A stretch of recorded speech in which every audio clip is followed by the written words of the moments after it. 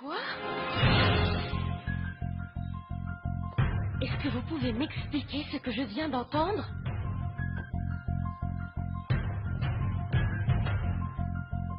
Le jour où tout ça s'est produit, j'étais dehors en train d'attacher mon cheval quand j'ai entendu un coup de feu. J'ai couru pour voir ce qui s'était passé. Quand je suis entré, j'ai trouvé Gabino blessé. Oui, et après tu as tiré... Madame, arrêtez de mentir maintenant. Quand je suis entré, vous aviez déjà tiré sur Gabino Mentosa. Pourquoi était-ce toi qui tenais l'arme, Damian? Je la lui ai prise pour qu'elle ne commette pas un autre malheur. Oh. Mais je n'avais pas d'autre choix.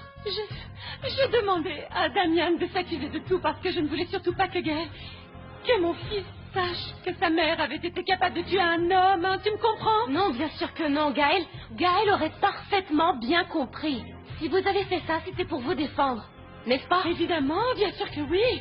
Mais je ne voulais surtout pas être en prison. Le jour où vous alliez vous marier, le jour le plus important de la vie de mon fils. Et pourquoi accuser Damian? Parce que Damian fait partie d'une des familles les plus importantes de la Ermita et il ne lui aurait pas été difficile de s'en sortir sans problème. Moi je ne suis personne. Il n'y a que deux choses que j'aimerais savoir. Si vous aviez planifié tout ça pour vous débarrasser de Gabino Mentosa, et si Gaël était d'accord avec vous.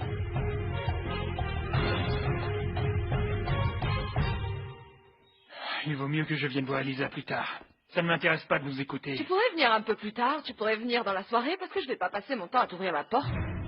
Je veux dire, elle va sûrement pas tarder. Vous avez beaucoup de choses à célébrer, et l'autre a été libéré, alors s'il te plaît, je t'en supplie. Reviens plus tard. Tu sais qu'il ne reste que quelques nuits à Elisa ici, et elle va en profiter.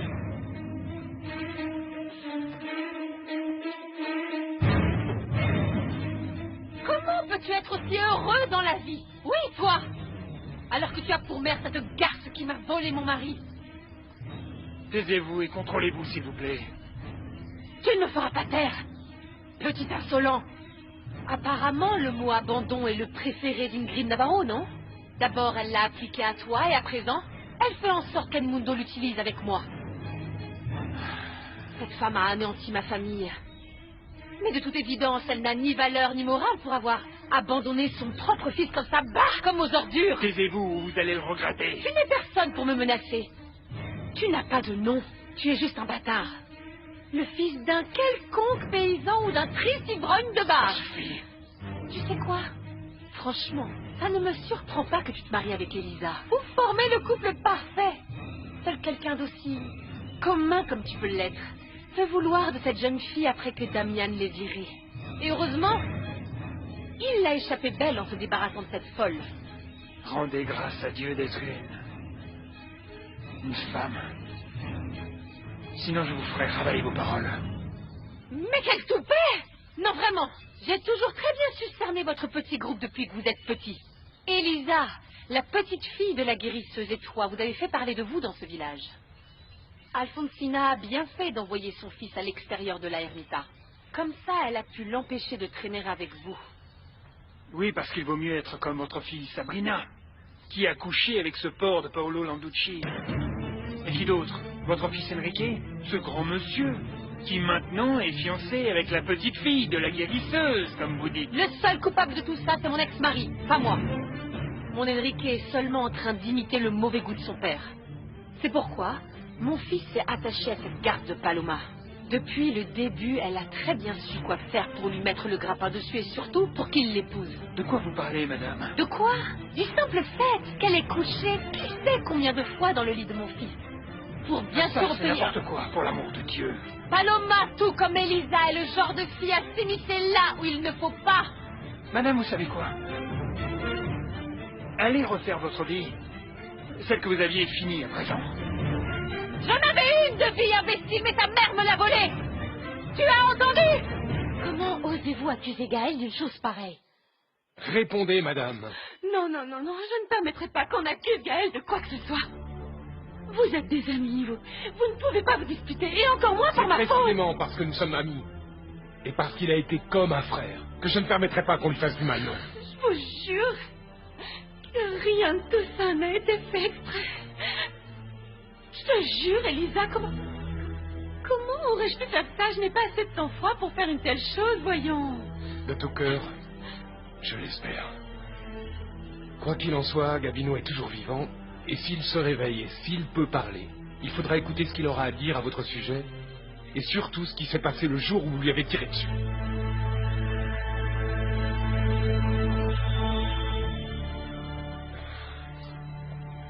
Je suis désolé que tu sois au courant de tout ça.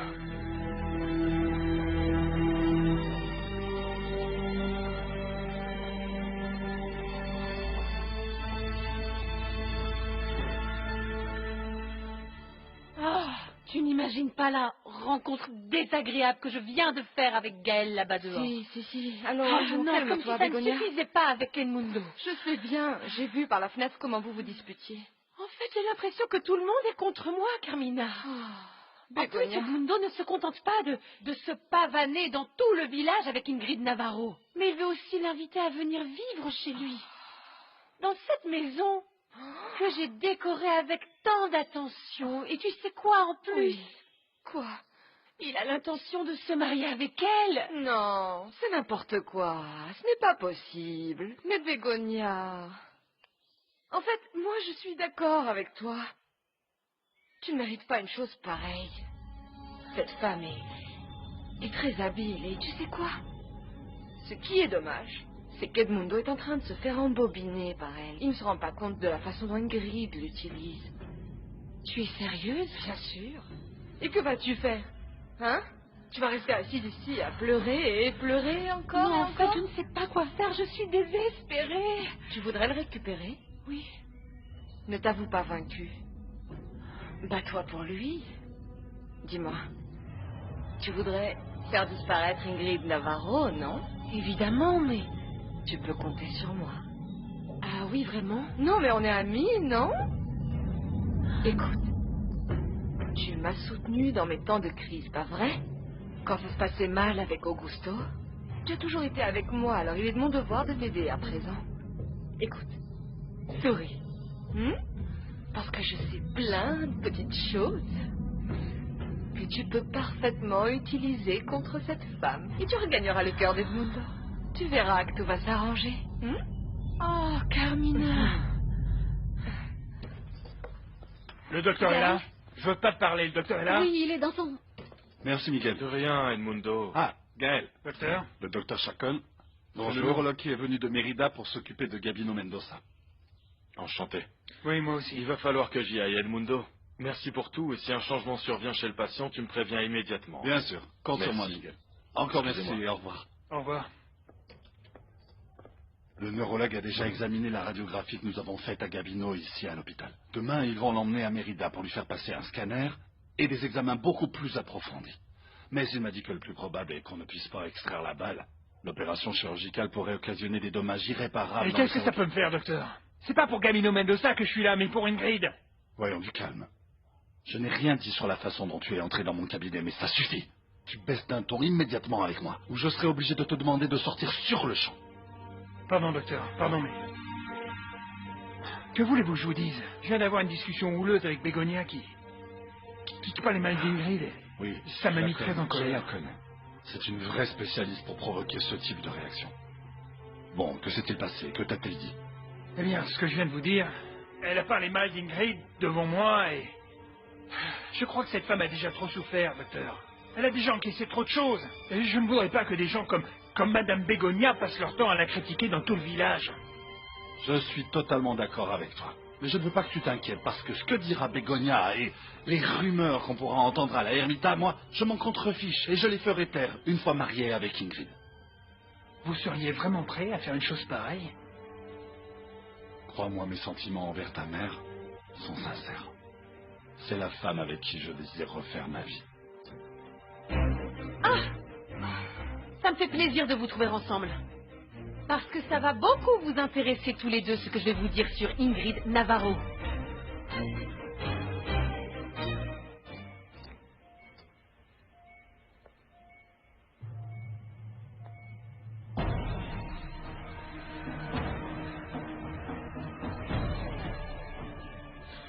Bonjour, madame.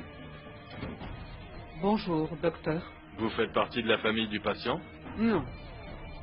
Mais ma fille a eu le malheur de tomber éperdument amoureuse de lui il y a longtemps. Son état n'a pas évolué? Non, madame. Il n'y a eu aucun changement. Et il est probable qu'il ne se réveille pas tant que l'inflammation de son cerveau n'aura pas cessé. Alors, cet homme va survivre?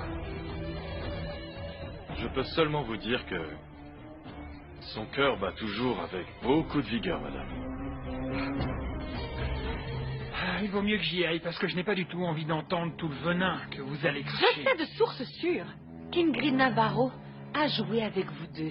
Ah, Elle a inventé qu'elle était une femme maltraitée pour que vous ayez pitié d'elle, que vous la défendiez de Gabino Mendoza et que vous l'aidiez à s'en débarrasser. tu es folle, Bégonia. Non mais tu n'as pas la moindre idée de ce que tu es en train de dire, ma Non, pauvre. pas la moindre idée, madame.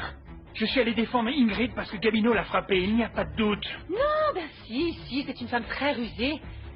Elle vous a bien manipulé. Dommage qu'au final, les choses ne se soient pas passées aussi bien, parce que Gabino Mendoza est toujours vivant.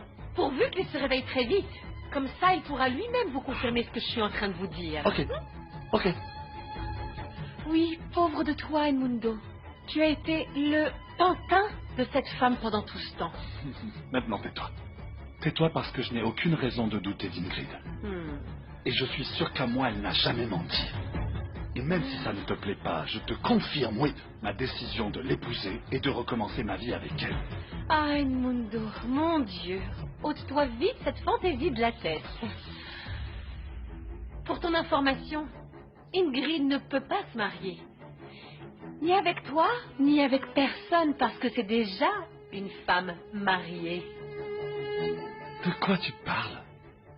De quoi? Tu dis qu'Ingrid ne t'a jamais menti? Non.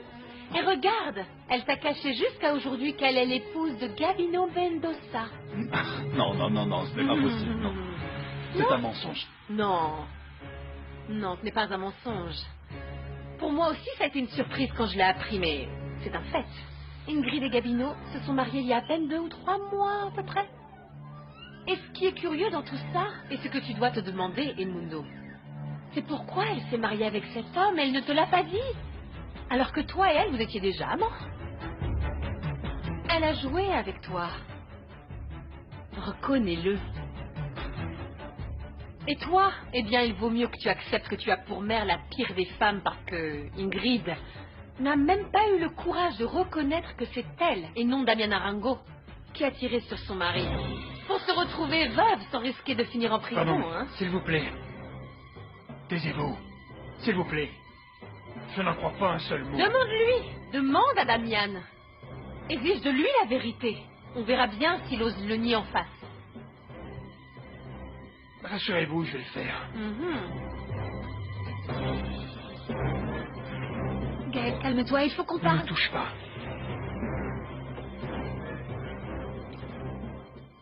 Vous savez, mon père travaillait comme paysan au Cielo Abierto.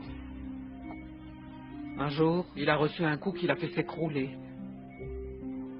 Quand il a ouvert les yeux, il est juste parvenu à voir la silhouette d'un homme au loin. J'étais très petite, mais je me souviens que lorsqu'il est arrivé à la maison, il s'est plaint d'une forte douleur à la tête à cause des pierres qu'on lui avait lancées. Ma mère l'a soigné avec ses herbes et il s'est passé 10 bonnes années. Bien sûr, toute la famille a oublié cette histoire, jusqu'au jour où mon père est décédé. C'est à ce moment-là qu'on a découvert qu'il avait une balle logée dans la tête. Je ne suis pas du tout surpris par votre récit, madame. En tant que neurologue, j'ai étudié beaucoup de cas qui, jusqu'à aujourd'hui, ne cessent de me surprendre. Vous croyez que, comme mon père, cet homme se réveillera comme s'il ne lui était rien arrivé? Écoutez, madame, il est impossible de prédire les séquelles ou les dommages cérébraux dont le patient va souffrir. Nous allons devoir attendre jusqu'à ce qu'il ouvre les yeux pour que je puisse faire une évaluation plus complète. Oui, je vois. Il faut que j'y aille, madame. Ça a été un plaisir de discuter avec vous. Au revoir, docteur.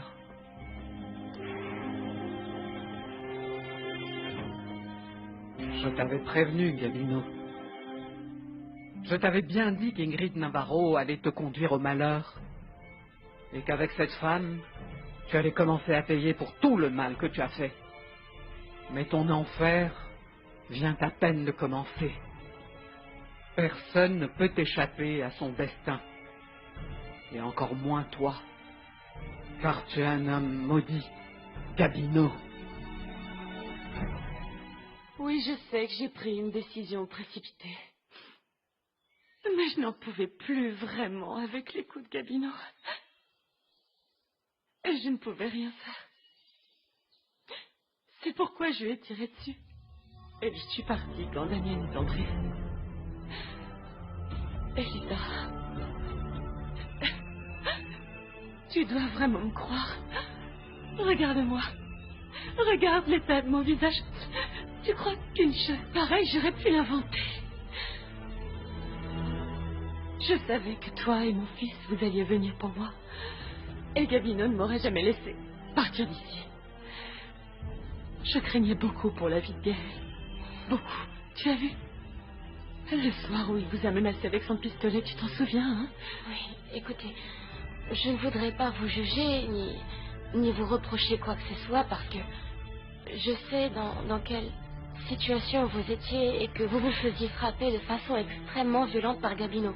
Je suis sûre que moi aussi j'aurais fait l'impossible dans le but de me défendre. Oui. Je sais que toi, en tant que femme, tu peux très bien me comprendre. Mais bon, ce que je ne comprends pas, c'est pourquoi vous n'avez pas fait les choses de manière correcte depuis le tout début. Vous auriez pourtant dû dénoncer Gabino dès la première fois, le quitter et vous éloigner de lui avant qu'il ne soit trop tard. En plus, Gaël vous a offert son aide des milliers de fois. Oui. Mais cette peur qui est en moi m'a paralysée. J'imagine. Mais bon, Damien a vraiment raison. Par chance, Gabino est vivant et dès qu'il se réveillera, eh bien, tout pourra être clarifié. Et à ce moment-là, si vous dites la vérité, vous n'avez rien à craindre. J'aurais voulu discuter avec vous d'autre chose. Vous vous souvenez m'avoir dit que Gabino Mendoza garde de nombreux secrets concernant ma tante? Eh bien, ce jour-là, je n'ai pas voulu vous écouter, mais maintenant, je me rends compte que c'était une erreur. Parce que j'ai appris qu'elle possède une petite maison bleue, juste à côté du lac, et puis bon, j'ai appris aussi que vous y aviez vécu avec Gabino. Ah, bien sûr. Bien sûr. Comment n'y ai-je pas pensé plus tôt? Les billets sont là-bas. Les billets sont dans cette maison. De quoi est-ce que vous parlez? Viens. Viens, comme ça, tu vas te rendre compte de beaucoup de choses. Tu vas voir.